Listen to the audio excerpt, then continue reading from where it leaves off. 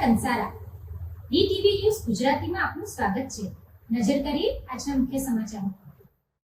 અંકલેશ્વર નગરપાલિકાની ચૂંટણીમાં આમ આદમી પાર્ટીના ઉમેદવારોએ આજ રોજ ઉમેદવારી પત્રો ભર્યા હતા। વોર્ડ નંબર 8માં આમ આદમી પાર્ટીના મોહમ્મદ આસિફ, મોહમ્મદ સફી શેખ, અફરોઝ પરવીન, શાહનવાઝ મિર્ઝા અને મનુબેન વસાવાએ ઉમેદવારી પત્રો ભર્યા હતા। જ્યારે વોર્ડ નંબર 7માં આમ આદમી પાર્ટીના મોહમ્મદ ફહીમ, ફિરોઝખાન પઠાણ અને શિવાભાઈ વસાવાએ ઉમેદવારી પત્રો ભર્યા હતા। વોર્ડ નંબર 8ની વાત કરવામાં આવે તો વોર્ડ નંબર 8 અત્યાર સુધી કોંગ્રેસનો ગઢ રહ્યો છે અને કોંગ્રેસના ઉમેદવારો જીતતા આવ્યા છે।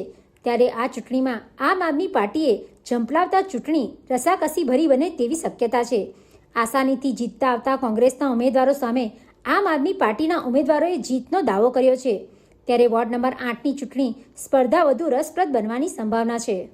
આમ આદમી પાર્ટી અંકલેશ્વર શહેરની અંકલેશ્વર નગરપાલિકાની 36 બેઠક પર અંકલેશ્વર શહેરની કાયાપલટ, વિકાસ અને અંકલેશ્વરને સમૃદ્ધ બનાવવા માટે અંકલેશ્વર નગરપાલિકાની ચૂંટણી લડી રહી છે, જેના તમામ ઉમેદવારો જીતવાના સક્ષમ છે અને આમ આદમી પાર્ટી અંકલેશ્વર શહેરમાં જીતીને અંકલેશ્વર શહેરના વિકાસ માટે પ્રયત્ન કરશે અને અંકલેશ્વર નગરપાલિકામાં જે ભ્રષ્ટાચાર વધી રહ્યો છે અને જે ભ્રષ્ટાચારને જે પ્રોત્સાહન આપી રહ્યા છે તેમને ઘર બેસાડવા માટે અંકલેશ્વર આમ આદમી પાર્ટી કમર કસી અંકલેશ્વર શહેરમાં જીત મેળવશે એવી અમને આશા છે।